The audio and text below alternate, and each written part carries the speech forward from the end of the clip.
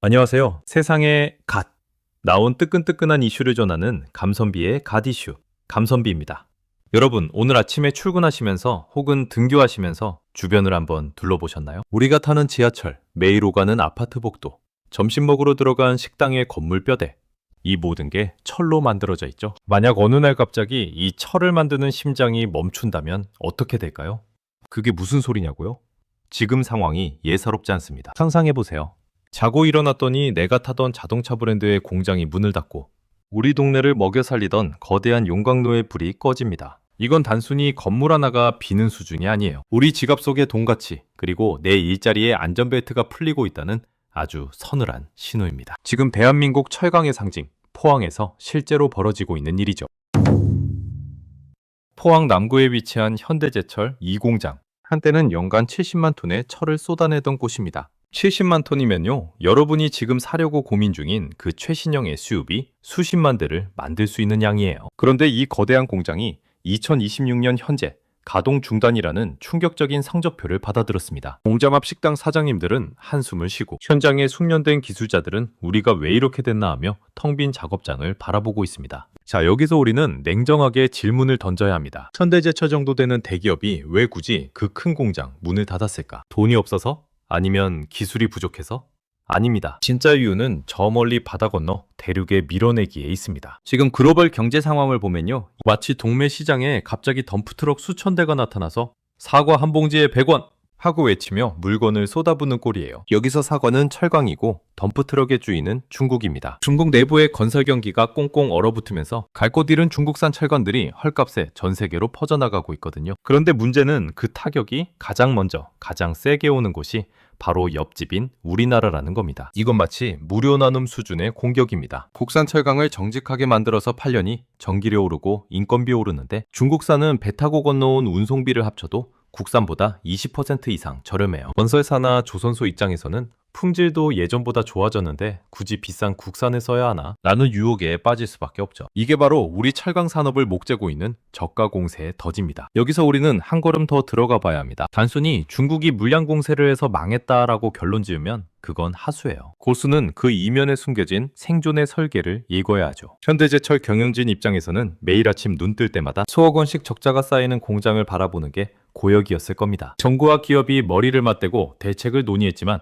시장의 냉혹한 논리를 이겨내기는 쉽지 않았던 거죠. 이 공장 폐쇄는 단순한 사고가 아닙니다. 이건 우리 산업 구조가 덩치 키우기에서 체질 개선으로 강제로 떠밀려가고 있다는 증거예요. 굴뚝에서 연기 뿜으며 많이 만들기만 하면 돈 벌던 시대는 끝났다는 거죠. 하지만 그 과정에서 발생하는 눈물 젖은 빵 이야기도 빼놓을 수 없습니다.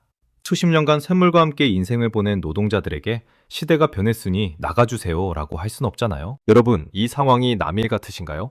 아닙니다. 철강 가격이 흔들리면 당장 여러분이 예약한 새 아파트의 분양가가 오르고 내년에 바꿀 가전제품 가격이 들썩입니다. 우리 일상의 모든 기초가 흔들리고 있는 거예요. 그런데 더 기가 막힌 건 말이죠. 현대제철이 한국 공장은 닫으면서 미국 조지아주랑 인도에는 돈보따리를 싸들고 가서 공장을 짓고 있다는 사실입니다. 아니, 이거 완전 배신 아니야? 부디 선양은 못할 망정 해외로 도망가는 거야? 라고 화가 나실 수도 있습니다. 사실 이건 현대제철이 던진 마지막 승부수에 가깝습니다. 국내의 비싼 전기료와 꽉 막힌 규제를 피해 진짜 돈이 되는 시장으로 본진을 옮기는 중이거든요. 그들이 왜 한국의 용광로를 시키면서까지 먼 타국에 부르짖히려 하는지, 그 이면에 뼈아픈 진실과 성과급을 둘러싼 노사의 치열한 눈치 싸움을 한번 파헤쳐 볼까요? 지금부터 진짜 돈의 냄새를 한번 따라가 보겠습니다. 여러분, 혹시 최근에 동네마트 가보셨나요? 갑자기 철강 이야기하다가 웬 마트 타령이냐고요?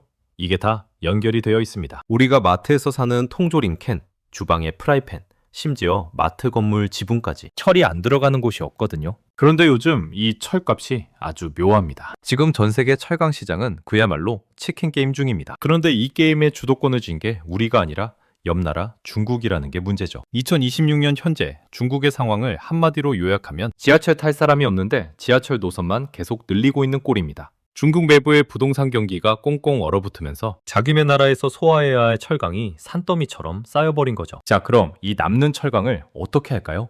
버릴 순 없잖아요. 그래서 중국은 결단을 내립니다. 전 세계에 반값으로 뿌려버려.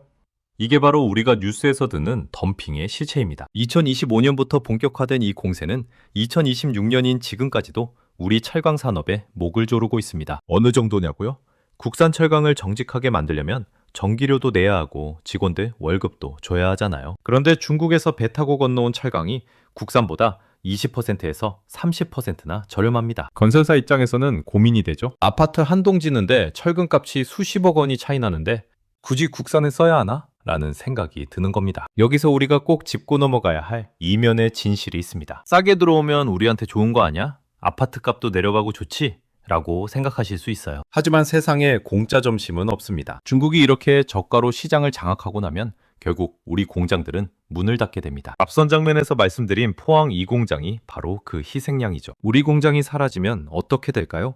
나중에 중국이 이제 시장 우리가 다 먹었으니 가격 올릴게 라고 하면 우리는 네 형님 하고 주는 대로 비싼 값을 치러야 합니다. 이게 바로 가격 주도권을 잃어버리는 무서운 결과죠. 게다가 지금 우리 정부도 가만히 있진 않습니다. 2025년 말부터 중국산 후판과 열연간판에 대해 반덤핑 관세라는 방어막을 치기 시작했어요. 너네 너무 싸게 팔아서 우리 시장 망치니까 세금 번해 라고 선언한 거죠. 실제로 수치로 보면 팩트가 더 선명해집니다. 2025년 한 해 동안 수입된 열연간판이 전년 대비 20% 넘게 줄어들었어요. 반덤핑 관세라는 방어막이 어느 정도 효과를 발휘한 겁니다. 오, 그럼 이제 우리 철강사들 살 길이 열린 건가요? 라고 물으신다면 글쎄요, 아직은 산 넘어 산입니다 라고 답해드리고 싶네요. 왜냐고요?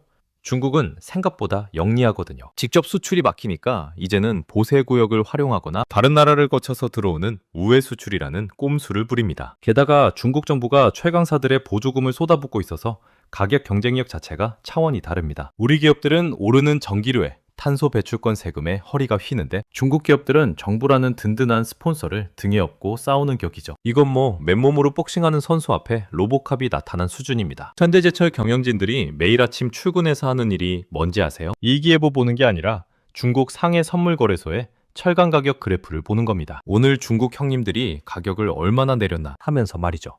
산업통상자원부 공무원들과 철강사 관계자들이 밤낮 없이 머리를 맞대고 이거 어떻게 막아야 하냐며 대책회의를 여는 게 2026년 대한민국의 일상적인 풍경이 되어버렸습니다. 그런데 여러분, 이 복잡한 싸움 중에 우리 내부에서도 총성이 울리고 있다는 사실 알고 계신가요? 외부에서는 중국산 쓰나미가 몰려오는데 안에서는 성과급을 두고 노사가 정면 충돌하고 있습니다. 회사는 적자라는데 노조는 성과급을 더 달라고 한다?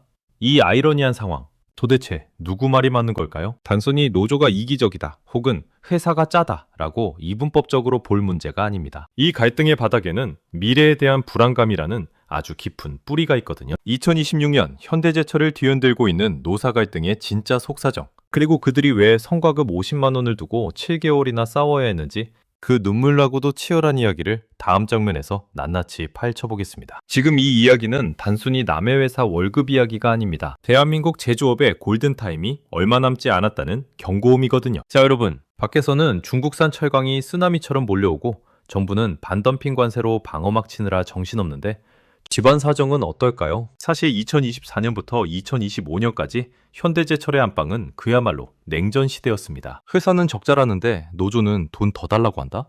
언뜻 보면 노조가 너무한 것 같죠? 하지만 이 드라마 그렇게 단순하지 않습니다. 한번 상상해보세요. 2025년 봄, 현대제철 노사협상 테이블의 풍경을요. 한쪽에서는 지금 회사가 망하게 생겼습니다. 포항 2공장 문 닫는 거 보셨죠? 제발 살려주세요 라고 읍소하는 경영진이 있고, 반대편에는 물가는 천정부지로 오르는데 우리만 허리띠 졸라매라고요? 남들 성과급잔 찰 때 우리는 뭡니까? 라고 외치는 노동자들이 있습니다. 사실 이 갈등의 시작은 아주 작은 숫자 차이였습니다. 50만 원 더 줄 수 있느냐 없느냐를 두고 무려 7개월을 싸웠거든요. 아니, 대기업이 50만 원 가지고 왜 저래? 하실 수 있어요. 그런데 이게 단순히 50만 원의 문제가 아니었습니다. 이건 누가 이 위기에 책임을 질 것인가에 대한 자존심 싸움이자 미래에 대한 공포가 섞인 전쟁이었거든요. 2026년 현재 우리가 돌아보는 2025년 임단협은 한편의 반전 드라마였습니다. 2024년 말에 포항 2공장 폐쇄라는 폭탄이 터졌을 때만 해도 다들 이제 파업하고 난리 나겠구나 했거든요. 그런데 놀라운 일이 벌어집니다. 2025년 11월 현대제철 노사가 극적으로 무분규 타결을 이뤄낸 거죠. 여러분, 무분규라는 세 글자에 담긴 무게가 느껴지시나요? 기본급 8만 원 인상에 성과급 300% 플러스 일시금 500만 원. 숫자로만 보면 꽤 짭짤한데 싶겠지만 노조원들의 찬성률은 56%대에 불과했습니다. 겨우 턱걸이로 통과된 거예요. 그만큼 현장의 분위기는 서늘했습니다. 이거 받고 합의해주는 게 맞나? 싶으면서도 여기서 더 싸우다간 진짜 공장 다 문 닫겠다는 절박감이 이긴 거죠. 그런데 이 싸움의 결말이 무분교 타결로 흐른 진짜 결정적인 계기가 있습니다. 바로 옆집 포스코 형님들의 소식이었죠. 포스코 노사도 2025년에 지금은 싸울 때가 아니라 K스틸의 골든타임을 잡을 때다라며 무쟁의 합의를 이뤄냈거든요. 전 세계 철강 수요는 줄어드는데 중국은 밀어붙이고 미국은 관세 폭탄 던지려고 각재고 있는 상황에서 우리끼리 싸우다간 공멸한다는 공포가 노사를 하나로 묶은 겁니다. 사실 2026년인 지금 보면 당시의 그 선택은 심의 한 수였습니다. 만약 그때 파업하고 공장이 더 멈췄다면 지금 우리 철강 산업은 중국에 완전히 먹혔을지도 몰라요. 하지만 앙금은 남아있습니다. 포항 이 공장에 숙련된 노동자들이 다른 공장으로 흩어지면서 우리의 자부심은 어디로 갔나 하는 탄식이 나오고 있거든요. 전훈진 입장에서도 마음이 편치만은 않습니다. 성과급 300% 줬으니 할 도리 다 했다고 말하면서도 속으로는 이 돈을 기술 개발에 더 썼어야 했는데 하는 아쉬움이 있겠죠. 2026년 현재 철강 산업은 이제 많이 만드는 싸움이 아니라 누가 더 깨끗하고 똑똑한 철을 만드느냐의 싸움으로 바뀌었거든요. 탄소 배출권 세금이라는 무시무시한 청구서가 날아오기 시작했으니까요. 결국 현대제철의 노사 갈등은 돈의 문제가 아니라 생존 전략의 차이였습니다. 노동자들은 우리 고용을 보장해라고 하고 회사는 살기 위해선 변해야 한다고 맞선 거죠. 그런데 이 변화의 방향이 아주 흥미롭습니다. 한국의 용광로는 식히고 있는데 정작 태평양 건너 미국과 인도의 현대제철 공장에는 전례 없는 활기가 돌고 있거든요. 여러분, 혹시 현대차의 빅픽처라는 말 들어보셨나요? 현대제철이 왜 그렇게 욕을 먹으면서도 해외로 돈을 보따리째 싸들고 나가는지 그 소름 돋는 전략의 실체가 궁금하지 않으신가요? 트럼프 형님이 한국 철강 웰컴을 외치게 만든 비결, 그리고 인도 시장에서 터진 역대급 잭팟의 비밀을 공개하겠습니다. 자, 앞선 장면에서 포항 2공장 문을 닫는 서글픈 이야기를 전해드렸죠. 우리가 여기서 아이고 이제 한국 철강은 끝났구나 하고 한숨만 쉬고 있을 때 현대제철 경영진은 비행기 1등석에 앉아 아주 의미심장한 미소를 짓고 있었습니다. 왜냐고요? 2026년 현재 현대제철의 진짜 본질은 이제 경북 포항이 아니라 미국 조지아와 인도 푸네로 옮겨가고 있기 때문입니다. 아니 감선비, 우리 세금 먹고 자란 기업이 해외로 도망가는 게 말이 돼? 라고 화가 나실 수 있습니다. 하지만 이건 도망이 아니라 살아남기 위한 적진 한복판으로의 돌격에 가깝습니다. 한번 상상해보세요. 미국 조지아주 엘라베, 여의도 면적의 4배나 되는 거대한 땅에 현대차 그룹의 메타플랜트 아메리카가 웅장하게 서 있습니다. 여기서 쏟아져 나오는 전기차들에 들어갈 철판, 누가 만들까요? 맞습니다. 현대제철이 조지아에 지은 전기차 전용 강판 가공 공장에서 실시간으로 공급합니다. 특히 2025년부터 2028년까지 현대차 그룹이 미국에 쏟아붓는 돈이 무려 31조 원입니다. 그 중에서도 백미는 루이지애나주에 짓고 있는 270만 톤 규모의 전기로 일관 제철소예요. 여러분, 이게 왜 중요하냐면요. 트럼프 형님이 미국 땅에서 만들 철 아니면 관세 폭탄이야 라고 엄포를 놓으니 아예 미국 땅에 용광로를 통째로 심어버린 겁니다. 관세? 그게 뭐야? 우리 미국 기업인데? 라고 당당하게 말하려는 전략이죠. 트럼프 대통령이 루이지애나 제철소 기공식에서 현대차 경영진의 손을 잡고 원더풀을 외쳤을 때 우리 사무관님들은 한국에서 휴, 일단 관세는 피했다며 안도의 한숨을 내쉬었다는 후문이 있습니다. 인도는 또 어떻고요? 인도는 2026년 현재 세계에서 가장 인구가 많은 나라입니다. 길거리엔 차보다 사람이 많지만 그 사람들이 이제 다 차를 사기 시작했어요. 현대제철은 인도의 디트로이트라 불리는 푸네 지역에 신규 스틸 서비스 센터를 완공했습니다. 2026년 1분기부터는 여기서 3세대 자동차 강판이라는 아주 얇으면서도 탱탱하게 질긴 고부가가치 철판을 양산하고 있죠. 인도 국민차에 들어가는 뼈대를 우리가 다 잡고 있는 셈입니다. 자, 여기서 우리가 읽어내야 할 숫자 뒤에 언어가 있습니다. 왜 한국 공장은 닫고 해외는 늘릴까요? 첫 번째는 전기료입니다. 여러분, 철 만드는데 전기가 얼마나 드는지 아세요? 2025년과 2026년 연달아 오른 한국의 산업용 전기료는 철강사들에게 그야말로 사형 선고나 다름없었습니다. 반면 미국은 셰일가스 덕분에 에너지가 넘쳐나고 전기료도 훨씬 저렴하죠. 두 번째는 탄소 배출권이라는 무시무시한 청구서입니다. 유럽과 미국은 2026년부터 탄소 국경 조정 제도를 본격적으로 시행했습니다.